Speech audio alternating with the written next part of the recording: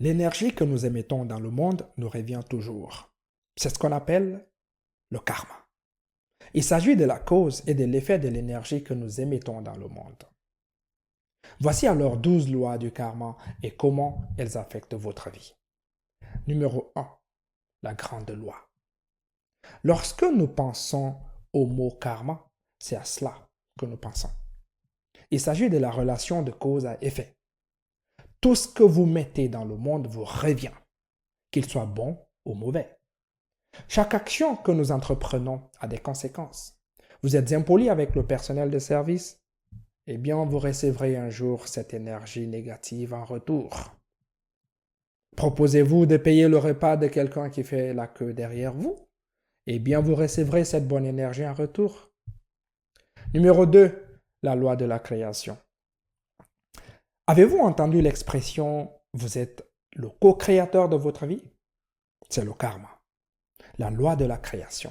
C'est l'action de sortir et de faire bouger les choses pour soi et pour sa vie. Vous ne deviendrez pas millionnaire en restant assis sur votre canapé. Vous ne pouvez pas rester là assis et attendre que les choses vous arrivent. Vous devez sortir et les obtenir. Numéro 3, la loi de l'humilité. Il y a quelque chose à dire sur l'humilité, les amis. Le mot humilité signifie être modeste envers soi-même. Cette loi consiste à être humble et à accepter le fait que votre réalité actuelle est bel et bien le résultat de vos actions passées. Ne l'oubliez pas. Numéro 4, la loi de la croissance.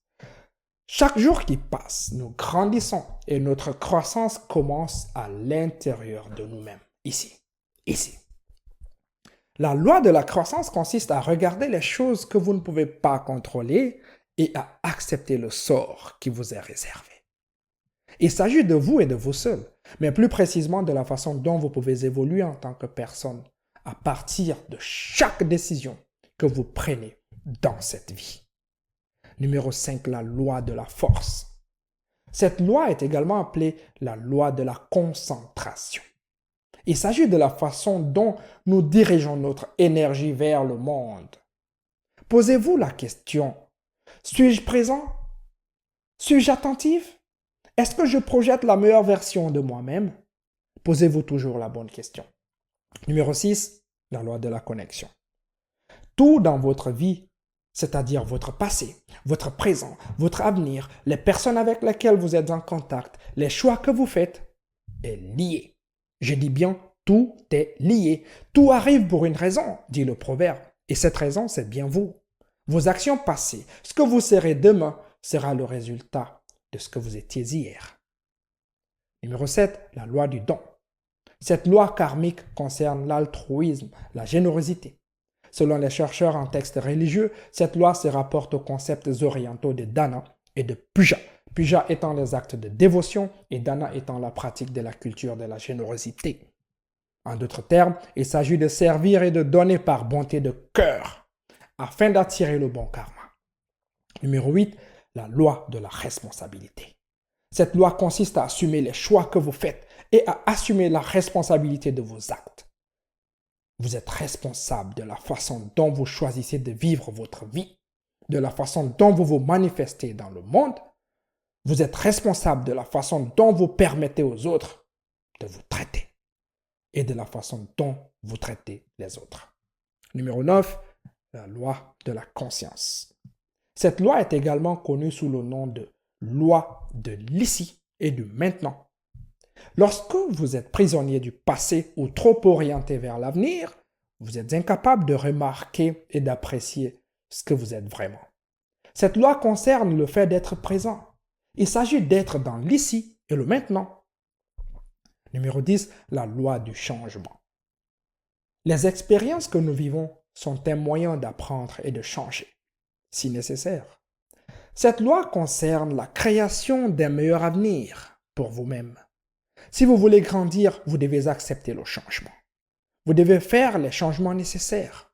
Vous devez apprendre de vos expériences et de vos erreurs. Si vous ne le faites pas, l'histoire se répétera. Par exemple, si vous continuez à fréquenter des personnes qui sont absents émotionnellement ou qui sont émotionnellement indisponibles et qui évitent les relations, même si vous voulez une relation et que vous pensez pouvoir les changer, vous resterez là, malheureux, perdant votre temps, aspirant toujours à quelque chose que vous n'obtiendrez jamais. Numéro 11, la loi de la patience et de la récompense. Lorsque vous commencez une nouvelle habitude qui est bonne pour votre bien-être émotionnel ou physique, vous ne pouvez pas vous attendre à voir des résultats tout de suite.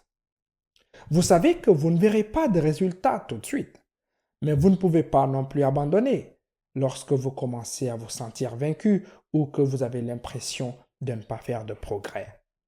Par exemple, disons que vous vous entraînez régulièrement depuis quelques jours, mais que vous ne voyez pas encore de résultats.